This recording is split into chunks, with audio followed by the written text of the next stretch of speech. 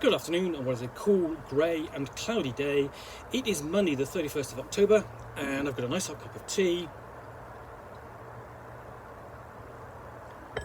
and a box to finish unboxing. So what I've got in here is Mazes, which is 9th level games, retro clone or old school Renaissance style role-playing game.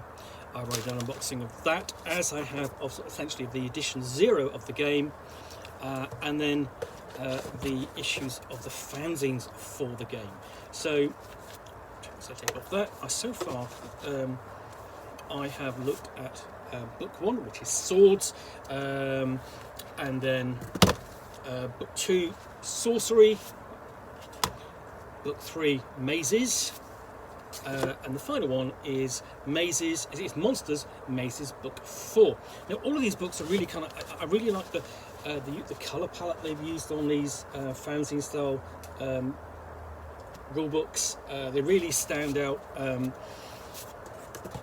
for what they are. You know, really just simple silhouette artwork, but it's the colour that makes them stand out. So. Mazes is a modern role-playing game that returns to where it all started, daring adventures, going down to dangerous dungeons. Mazes mixes modern, easy-to-understand RPG rules with the raw feeling of an old-school swords and sorcery game. Telling episodic tales of adventure and danger has never been this exciting or easy. Recruit some adventurous companions, light your torches and take up your polyhedral dice. It's time to get back to the dungeon.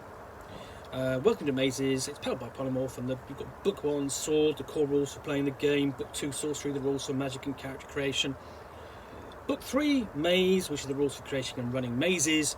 Book 4, Monster, rules for hazards, monsters and traps, with 3 ready to play mazes, which is this one. So, we open up with some artwork, some dangerous alchemist or sorcerer mixing up some foul concoction. And then we get into excerpts from the bestiary of Adrialos the Geomancer.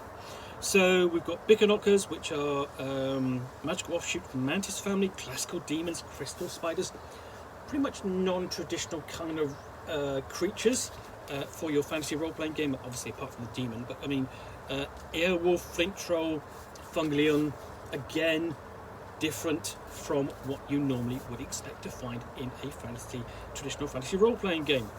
Iron Phagus Drake, Mountain Unicorn. There's a bit of invention here. On show, and I think that's appreciated. I mean, if you played your old school Renaissance style games, you've played a lot of Dungeons and Dragons style play, and a lot of the monsters will be familiar by now. This kind of steps away from that. So you've got masquerades and virago jelly, musk pastro, are tiny walking talking creatures of living moss and lichen that protect and shepherd the strange flora of the underground and quiet wet groves. You do have the classic owlbear, no wizard staff though, Sanguinisk, I'll probably pronounce that incorrectly, Sorcerer's Lich, Sword Tusked Behemoth, Senvissaga.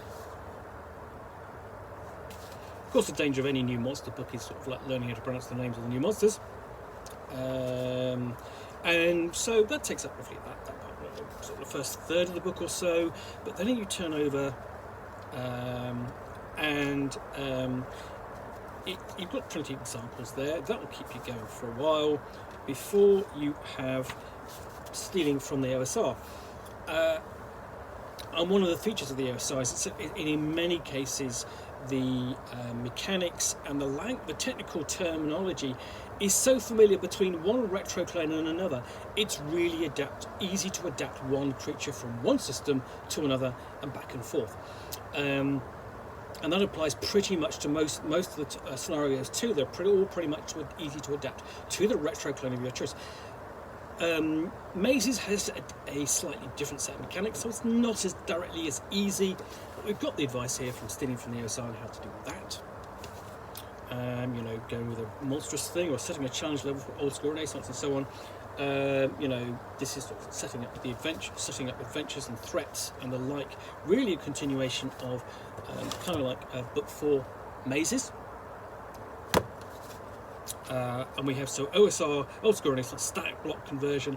So how to do that from whether it's old school essentials, Labyrinth, Lord, Lamentations of the Flame Princess, weird fantasy role playing, Swords and Wizardry, whichever it is, we have a conversion guide there.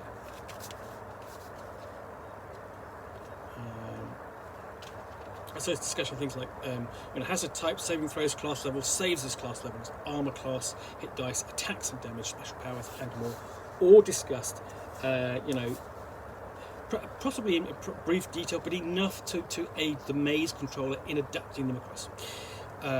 And then we have the beginnings of a little classic adventure, which is Mazes, a fantasy RPG, The Kiss of the Spider God Circle, which has a very sword and sorcery kind of Conan-esque feel to it, just from the title alone. And it begins with Maze T1 in the care of old bones, begins with the door to adventure, as stated in book 3, Mazes, which is about getting to the adventure, nearish to the end. Start with a door they've got to sort of go through and have an adventure. So we've got a little map, the location where it takes place, and it's talking about darkness spends. Essentially, darkness is the resource that the maze controller has to spend to put threats and hazards and dangers in front of the player characters. And then once below, we kind of have a mini complex of caves and tunnels, and H.U.'s own relics, and we've got new hazards, so velvet spider, smooth, grey puppets, monstrous carps, unhallowed ghost priests, pilgrim spirits, and Synops the Harrier are all there. Which if the singular ones don't survive, the mass ones, it's essentially grey puppets and monstrous carps can all appear elsewhere as necessary. And it's followed up by the Kiss of the Spider God cycle, Maze T2 module, a litany in scratches. And basically, it's following the same format. Door to adventure, and then the start, a map describing the area.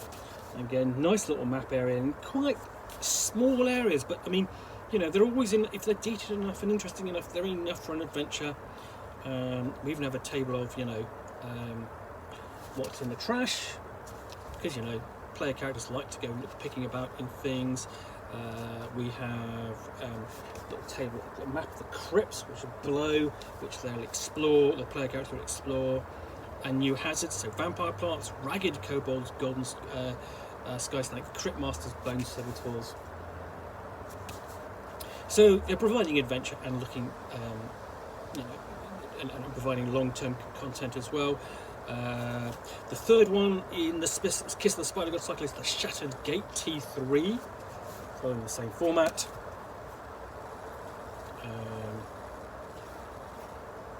And more obviously, we've got a list of darkness spends at the top, and they will be facing the ruin full of mutated animals, and tombs below. So these are got a bit of dense text. They're not broken up, but we do have nice little map there. Again, a little bit of careful reading. It's nicely done, but a bit small. And the animals include Gelamos, the petty, Bone Servitor, again mutated animals, Danlagath, demonic knight, and Clisp, arcane guardian, rounds it off as the final threat. So that is Monster Mazes book for part of the Mazes series, and this is sort of like the retro style role-playing game that evokes the old school Renaissance and basically in that style of play. And for this, you really do need all 4 books to play, and this is the final one. And this will give you everything you need to play. Not just the adventure itself. At the end, the 3 adventures that connect as the Kiss of the Spider God trilogy, but support it even further and enable the maze controller to create adventures of her own. So anyway, hope you've enjoyed this unboxing in the Nook. If you have, then please do click on the like button down below. And of course, if you've got any comments or feedback, appreciate you taking the time to post those. And lastly, if you want to be alerted to yet more unboxings of the Nook, where you'll see me out here with a box containing a book or game, which I will unbox and chat about to the best extent of my knowledge for roughly 10 minutes or so, all of course accompanied by a nice cup of tea.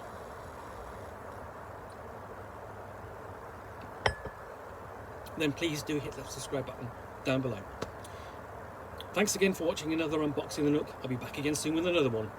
Bye for now.